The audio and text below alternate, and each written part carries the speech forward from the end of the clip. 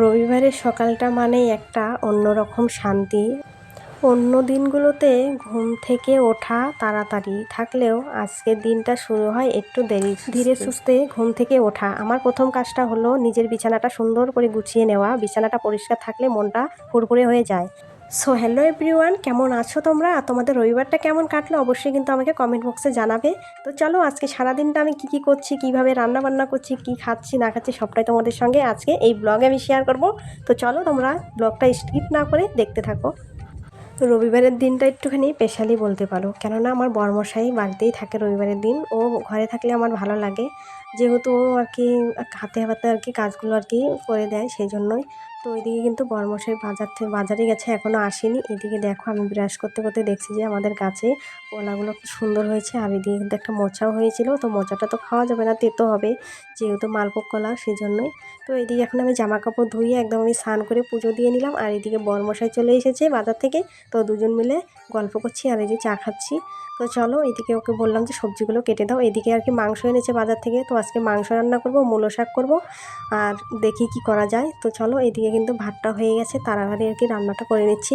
রবিবারের দিন একটু ইচ্ছে করে যে তাড়াতাড়ি করে রান্না করে আর কি একসঙ্গে খাবো সবাই মিলে, তো সেই জন্যই তাড়াতাড়ি আর কি করা। আর এই গরমের মধ্যে না আর কিচ্ছু রান্না করতেও ইচ্ছে করছে না, যেহেতু আমার আর মেয়ের আর কি মাংস হলে আর কিছু লাগে না। তো ওই যে বড়মশাইয়ের জন্যই আর কি মানে আর কি ভাজাভুজিগুলো করতে হয়। তো ওই যে এইদিকে আমি উচ্ছে ভাজা করলাম, আর শাক রান্নবো আর মাংস করব, আর কিছু করব না। তো দেখো এইদিকে কিন্তু আমার ভাজাগুলো হয়ে গেছে, এখন আমি এই যে মাংসটা বসিয়ে দেবো। তার আগে ভাবলাম যে শাকটা যেহেতু রেডি আছে, তো শাকটাকে আর কি ভালো করে ভেজে নিচ্ছি, তারপরে মাংসটা করলে আমার রান্না হয়ে যাবে।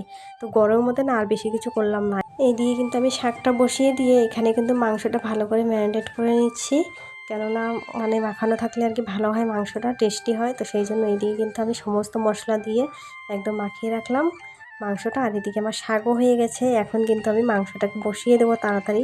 প্রচণ্ড খিদে পেয়েছে, যেহেতু বিস্কিট দিয়ে চা খেয়েছি, তো ভাবছি যে রান্না করে তাড়াতাড়ি করে আর কি খেতে বসবো। তো এইদিকে বরমশাই আর কি স্নান করে চলে আসছে, আর এইদিকে আমি চলে এসেছিলাম একটু বাইরে মাংসটা বসিয়ে দিয়ে। এই যে বেডশিটগুলো আর কি ধোয়া হয়েছিল, ওগুলো আর কি মেলা হয়নি, তো ওগুলো আর কি মেলে দিয়ে আসলাম। আর কয়েকটা জামা কাপড় শুকিয়ে গেছিলো, ওগুলোও ঘরে আনলাম।